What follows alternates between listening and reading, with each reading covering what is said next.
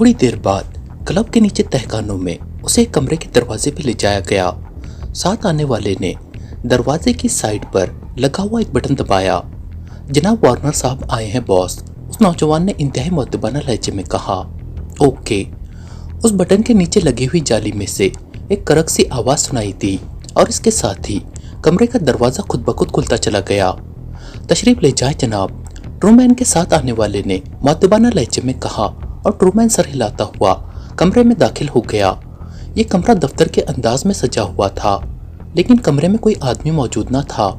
जैसे ही ट्रूमैन अंदर दाखिल हुआ, उसके उक़्ब में दरवाज़ा खुद ब खुद बंद हो गया और उसके साथ ही छत पर यकलक तेज रोशनी का झमाका हुआ। और इससे पहले कि ट्रूमैन को सोचता, दूसरे लम्हे छत से नीले रंग की तेज रोशनी का धारा ट्रूमैन पर पड़ा और ट्रूमैन को यूं महसूस हुआ जैसे उस रोशनी के धारे ने उसे अंधा कर दिया हो। ये एहसास भी सिर्फ एक लम्हे के हजारवें हिस्से की हद तक ट्रूमैन को हुआ। उसके बाद उसके तमाम एहसासात ही फना होकर रह गए। फिर जिस तरह इंतहाई गहरे और अंधेरे कुएं की तह में रोशनी का नुक्ता चमकता है, उस तरह उसके जहन के बैद गहराई में रोशनी का नुक्ता चमका और फिर आहिस्ता आहिस्ता रोशनी फैलती चली गई। जब उसका शऊर जागा तो ट्रूमैन के जहन में पहला मंजर उसी दफ्तरनुमा कमरे का उभरा, लेकिन दूसरे लम्हे ये देखकर उसके होंठ भींच गए कि वो एक सुतून के साथ उसकी जड़ में बैठा हुआ था। उसके दोनों हाथ उस गोल सुतून के उक़्ब में ले जाकर क्लिप कर दिए गए थे। चूंकि वो बेहोश था, इसलिए जाहिर है खुद खड़ा ना हो सकता था, लेकिन अब होश में आने के बाद वो एक झटके से उठकर खड़ा हो गया। उसने एक नज़र अपने लिबास और ख़ास तौर पर पैरों में मौजूद जूतों पर डाली और दूसरे लम्हे उसके लबों पर मुस्कुराहट रह गई। उसके जिस्म पर अपना ही लिबास और पैरों में अपने ही जूते मौजूद थे और इस सूरत में उसे अपने बंधे होने की कोई फिक्र न थी। उसने इधर उधर देखा। ये एक छोटा सा कमरा था और हर किस्म के साजो सामान से खाली था। कमरे की साख बता रही थी कि यह तहखाना है और इसका सिर्फ एक ही दरवाजा था। ट्रूमैन ने दायां पैर ऊपर करके पैर के पिछले हिस्से को मखसूस अंदाज में फर्श पर मारा तो बूट के अंदर से हल्की सी क्लिक की आवाज सुनाई दी और ट्रूमैन दाएं पैर को मोड़कर सुतून की उगबी तरफ ले गया। पूरी तरह पैर को उगबी तरफ ले जाने के लिए उसे एक टांग पर नीचे की तरफ झुकना पड़ा, लेकिन जैसे ही पैर उगबी तरफ गया, ट्रूमैन ने एड़ी को फर्श पर मारा और उसके साथ ही उसके सुतून के उगबी हिस्से की तरफ मुड़े हुए बाजुओं को हल्का सा झटका लगा। इसके साथ ही फर्श पर लोहा गिरने की आवाज सुनाई दी और उसके दोनों बाजू खुल गए और ट्रूमैन ने हाथ आगे की तरफ किए। कलाइयों में हथकड़ी के क्लिप मौजूद थे और ट्रूमैन के चेहरे पर इत्मीनान भरी मुस्कुराहट रेंग गई। वो सुतून के उगबी तरफ मुड़ा। सुतून के उक़्ब में फर्श पर हथकड़ी का दरमियानी हिस्सा पड़ा हुआ था। उसके दोनों सिरे इस तरह कटे हुए थे जैसे किसी ने आरी से काट दिए हों। ट्रूमैन ने उसे उठाकर जेब में डाला और फिर अपनी जेबों को टटोलना शुरू कर दिया।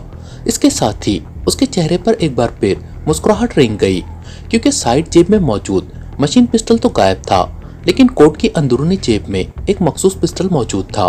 उसने वो चपटा सा पिस्टल निकालकर हाथ में पकड़ लिया। उसी लम्हे उसे बंद दरवाजे की दूसरी तरफ कदमों की आवाज सुनाई दी तो वो तेजी से दोबारा सुतून की तरफ बढ़ा और पहले वाली जगह पर खड़े होकर उसने दोनों बाजू सुतून के उक़्ब में करके दोनों कलाइयों को एक दूसरे के साथ जोड़ दिया। छोटा और चपटा पिस्टल अब उसकी एक हथेली में छुपा हुआ था। वो इस तरह खड़ा था जैसे अभी तक उसके उक़्ब में हाथ हथकड़ी में बंधे हुए हों।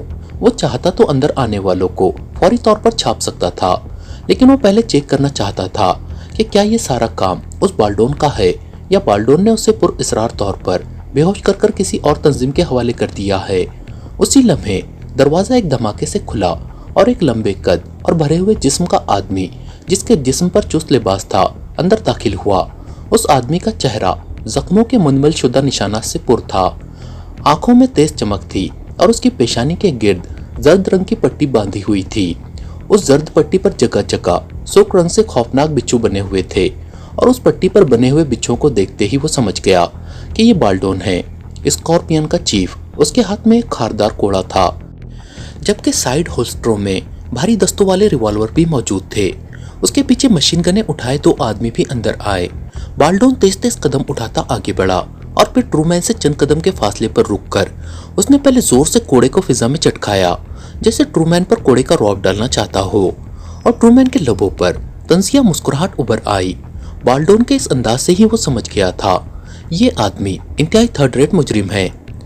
तो तुम वार्नर बनकर मेरे पास आए थे, क्यों? बाल्डोन ने बड़े रौबदार लहजे में पूछा। इसलिए कि मेरा ख्याल था कि तुम वार्नर को मिलने से इनकार ना करोगे, और मेरा ख्याल दुरुस्त साबित हुआ। ट्रूमैन ने मुस्कुराते हुए कहा। तुम कौन हो और क्यों मुझसे मिलना चाहते थे? इस बार बाल्डोन ने होंठ भींचते हुए कहा, लेकिन उसके चेहरे पर ट्रूमैन का इत्मीनान देखकर उलझन के तासुरात उभर आए थे। इसलिए ताकि तुमसे पूछ सकूं कि तुमने पाकिस्तान के साइंसदान को अगवा करने का मिशन किस पार्टी से हासिल किया था, और तुमने उस साइंसदान को पाकिस्तान से अगवा कराकर कहां भिजवाना था।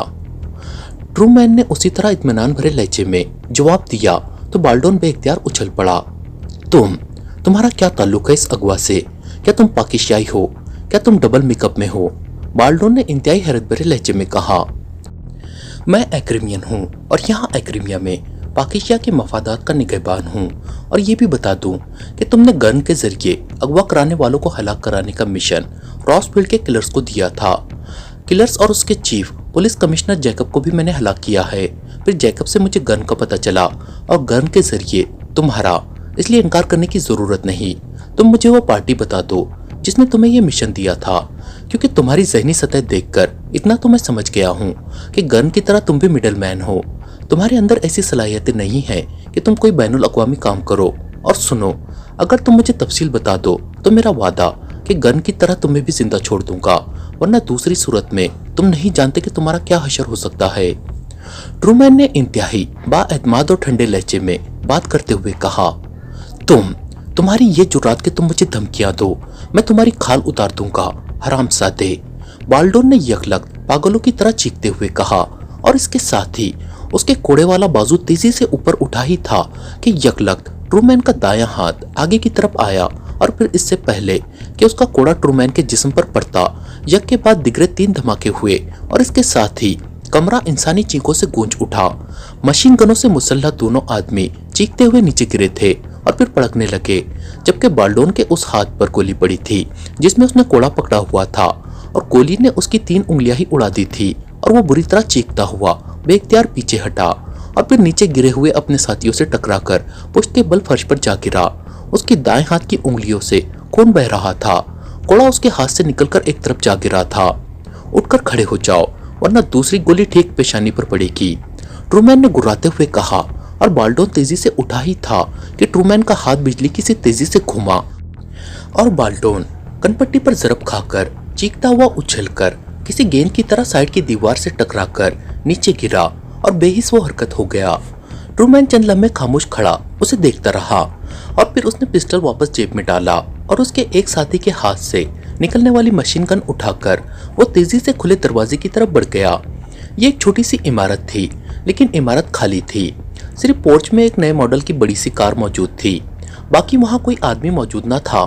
ट्रूमैन समझ गया कि इस इमारत को उन्होंने पूछ-गूछ के लिए मखसूस किया हुआ होगा, और यहाँ वही 2 आदमी मौजूद रहते होंगे जिन्हें उसने हलाक कर दिया है, और बाल्डोन उस कार में आया होगा, और उन्हीं में से किसी ने यकीनन उसे बेहोशी खत्म करने वाला इंजेक्शन वगैरह लगाया होगा, क्योंकि वो बाल्डोन के दफ्तर में किसी रेस की वजह से बेहोश हुआ था, और जाहिर है रेस से बेहोश होने वाला खुद ब खुद होश में नहीं आ सकता। और बाल्डोन ने उन्हें फोन पर हुक्म दिया होगा कि वो उससे पूछ-गूछ के लिए आ रहा है, इसलिए उसे होश में लाया जाए, और वो लोग उसे इंजेक्शन लगाकर बाहर बाल्डोन के इस्तकबाल के लिए चले गए होंगे। इस तरह ट्रूमैन को बूट में मौजूद मखसूस रेस की मदद से हथकड़ी काटने का मौका मिल गया था। वो यही सोचता हुआ वापस उस तहखाने में पहुंच गया। बाल्डोन अभी तक बेहोश पड़ा था। ट्रूमैन एक नजर उस पर डालकर कमरे की उगवी दीवार में मौजूद अलमारी की तरफ बढ़ गया। उसने अलमारी खोली तो उसके अंदर वैसी ही कई हथकड़ियां मौजूद थी जैसी उसके हाथ में डाली गई थी, और जिसके कड़े अभी तक उसकी दोनों कलाइयों में मौजूद थे। ट्रूमैन ने एक हथकड़ी उठाई और उसे जेब में डालकर वो बाल्डोन की तरफ बढ़ा। बाल्डोन को टांग से पकड़कर घसीटता हुआ उस सुतून के करीब ले आया और उसे उस सुतून के साथ बिठाकर उसके दोनों बाजू उकब में करके हथकड़ी उसने उसकी दोनों कलाइयों में डालकर चाबी लगा दी। अब बाल्डोन बिल्कुल उसी तरह बंधा हुआ था जैसे उसके आदमियों ने ट्रूमैन को बांधा था। उस चाबी की मदद से उसने अपनी दोनों कलाइयों पर मौजूद कड़े भी खोलकर फर्श पर फेंक दिए, और फिर वो वापस मुड़ा और उसने फर्श पर पड़ा हुआ कोड़ा उठाया, और दूसरे लम्हे सड़ाक की आवाज के साथ कोड़ा सुतून के साथ जकड़े बैठे बाल्डोन के जिस्म से टकराया। पहली जरा भी इस कदर जोरदार थी कि बाल्डोन को बेहोशी की वादी से खींचकर होश की दुनिया में ले आई। बाल्डोन के हलक से चीख निकली और वो होश में आ गया। इसके साथ ही उसके जिस्म ने पड़कने की कोशिश की, लेकिन बंधा होने की वजह से वो कसमसा कर रह गया। लेकिन उसके चेहरे पर शदीद तरीन तकलीफ के आसार नमूदार हो गए थे।